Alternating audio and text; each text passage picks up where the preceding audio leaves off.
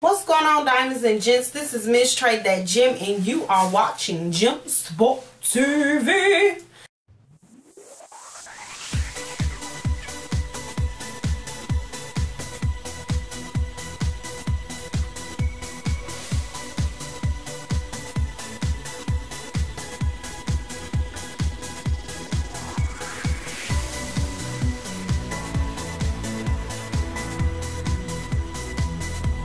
This is about to be, let me take my scarf off. Whew. Because I had just came from being out or whatever. That's the notes to this video. This is just going to be a random one. Me talking to the gents on here, to the fellas. You know, just really putting it out there. Okay. Now, as you can see from the title, if I was available. Okay. So I got a small haul coming up, by the way. I went shopping on yesterday, and the reason to why I'm talking about it today was because similar to the same situation happened today. Okay, gents, it's a way to approach a lady. Okay, I am very careful of what I put out there as a woman. You know what I'm saying? Because you don't want to put out there like, oh, you know, I'm available and, oh, approach me or whatever. I am very approachable though, you know, and that's just because, you know, period. I don't meet strangers. I'm like my mom. My mom don't meet no strangers. You know what I'm saying? I'm just approachable. I'm not all too highfalutin that, oh, you know, don't say nothing to me. You know, I'm not her. That's not me. But I can, and I said but for a reason. But cancels out some of what I said. Just can't know any old thing approach me either on no foolishness, okay? So I'm going to tell you guys the incident on what happened to me on yesterday, and then we're going to talk about what happened today, okay? So I was walking like the back row, and I had like a hat on, you know, and all you could see was my natural hair or whatever. And in Chicago, depending on what side of the town you live on, you can kind of tell when people live on certain sides of the town. It's just reality, you know. You can tell when certain women are from certain parts of the city. You can tell from their accent, from how they talk, from how they carry themselves. So this particular gentleman pulled his car into the middle of the street, and he jumps out his car and he begins to talk to me. He started off, he was very respectful. Then the conversation was like south, but before he could even get out anything, I was like, you know, I'm not available. I mean, it is what it is. I'm not available. I'm not going to waste your time or mine. Okay, I'm not available. And so he was like, well, you know, that doesn't stop us from being or having a friendship. And I'm like, I'm not trying to have a friendship with you, because when you looked at me and you jumped out your car and asked me, can you walk with me, you wasn't looking for a friend. You know what I'm saying? So he began to talk about baby mama drama, strike one, and he said my baby mamas, strike two, because I heard S. Okay, even if I was single, baby mama and baby mamas. Okay, you don't even have, and then if you don't say my children's mother, because it's a difference. Let me just give y'all the category. It is a difference. It's a difference between being a baby mama, and it's a difference between being saying my children's mother. A baby mama is drama. That's all you hear, because that's what she is. She causes drama. She's all about drama. That's just what she here for. Then you have your children's mother. Your children's mother is a woman that is either you was engaged to, or you was thinking that she was about to be the one you married, or you did marry her, okay?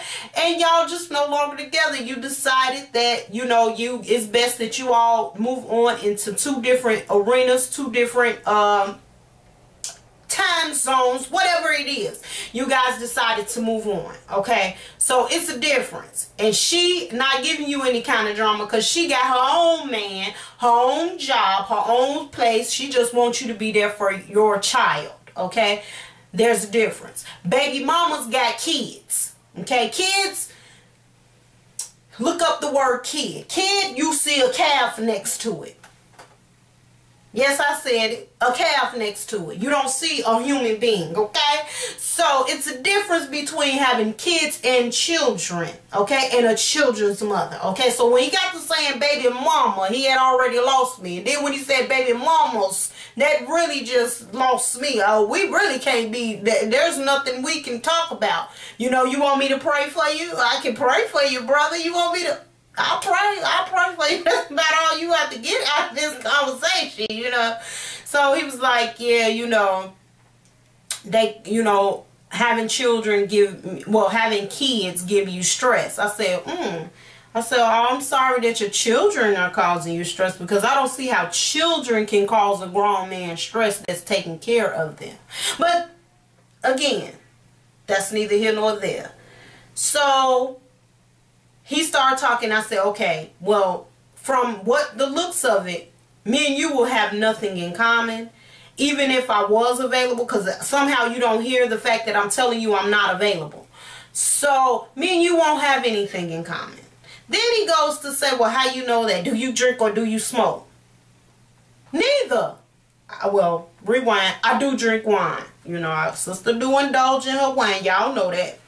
But that's about all it's getting here. You know what I'm talking about? That's all it is about for me. You know, anything else, then you sugar up the wazoo, so ain't nothing, what else is there? I mean, no sir. You know, it's nothing we would have in common, sir. Even if I was available. So you just go about your business. So he got kind of angry.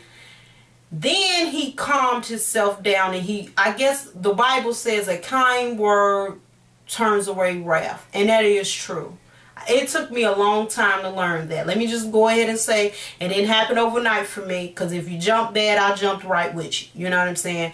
But I learned that over the years that, you know, I don't have, what am I arguing with you for? You don't pay bills, my bills, I don't pay your bills. We ain't got nothing to argue about. This is what it is, unless, you know, we paying bills here. Whoop. So he seen I was kind of calm, so he apologized and then jumped in his car and drove off. So today, I'm having lunch with my sister, and I leave from having lunch with my sister. And this gentleman, I guess that she knew, he came into, because we were in McDonald's, it was nothing fancy or nothing like that. Or what, excuse me. And she spoke to him or whatever, and I walked past him, because it was like, whatever, you know.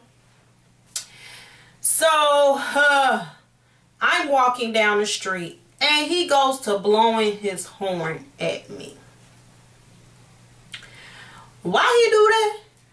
I turned around, that agitated me. You know, it takes a lot to agitate me, but that agitated me. One thing you're not going to do is you're not going to treat me like a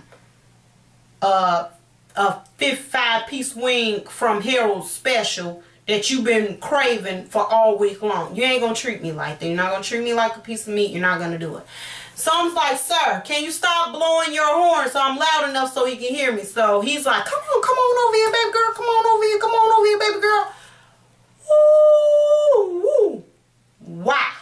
I said, sir, why would I come in your car? I'm walking, he driving. So he gets out the car. I said, oh, here we go again, Jesus. Here we go again. So he like, slow down. I was like, you know what? Actually, I was going to keep walking, but I am going to slow down. Because now I'm the kind of person where I feel like if it happens more than once, there's something that you need to confront in your life that you have not confronted so that it won't keep coming your way. Okay? So my dude, he's standing there. Y'all hear me get country, because now it's about to get real in the kitchen. Okay? So my dude standing there, and he pulls out a Newport piece of paper and say, what's your number? With a hood on his head, talking to a lady. I said, oh, okay. I see what it is. So let me tell you something. I said, even if I was available, you would be no one I would want to talk to. I said, because there's no way I would be talking to a man or a gentleman, and I have a hood on my head, and it's not cold.